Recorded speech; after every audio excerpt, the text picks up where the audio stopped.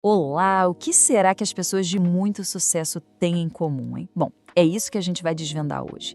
A gente vai mergulhar nas habilidades que são, sabe, a base para criar riqueza.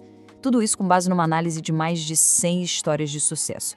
Vamos descobrir juntos o que realmente, o que de fato faz a diferença.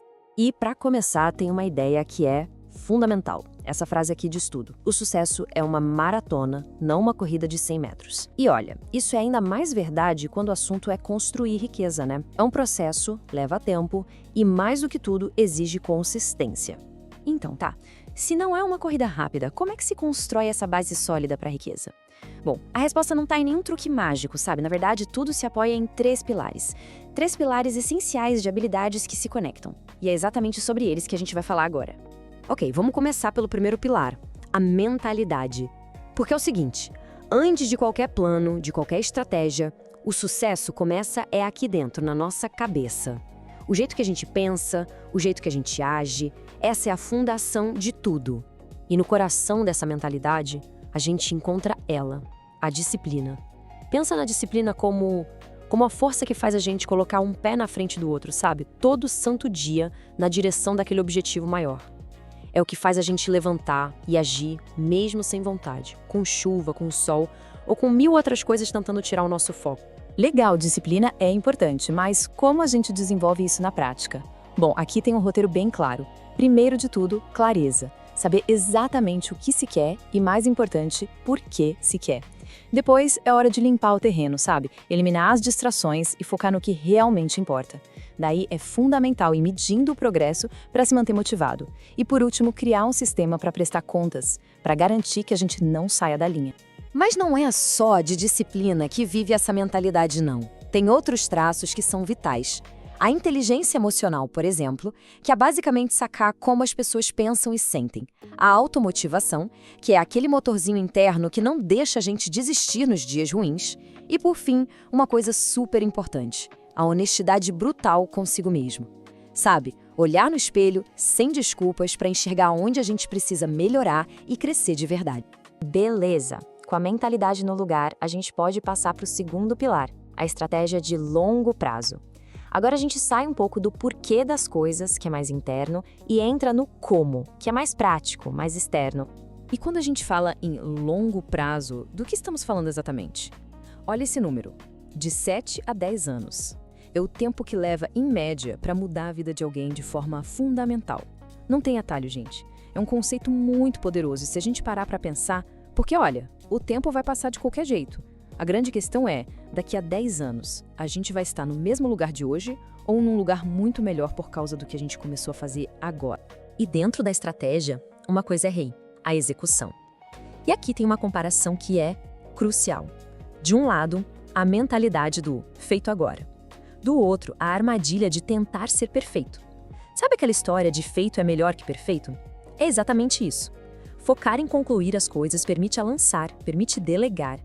Já o perfeccionismo, ele muitas vezes só leva à paralisia, sabe? Atrapalha tudo.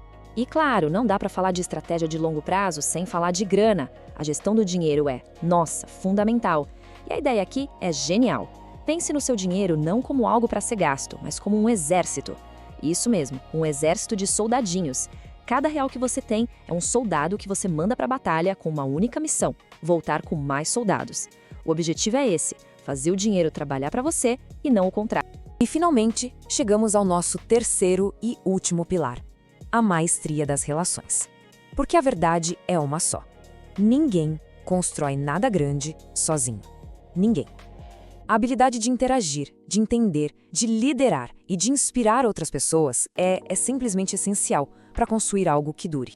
E nesse pilar, é super importante entender a diferença entre duas coisas, venda e marketing. Parece a mesma coisa, mas não é.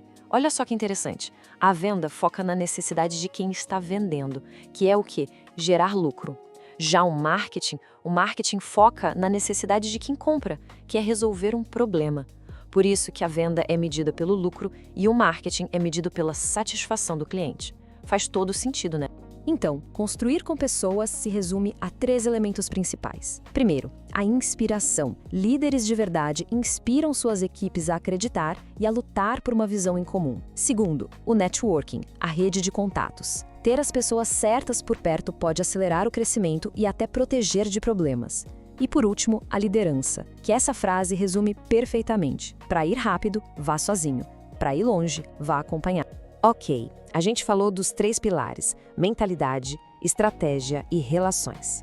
Mas o que alimenta tudo isso? Qual é o combustível que mantém essa máquina toda funcionando e crescendo com o tempo?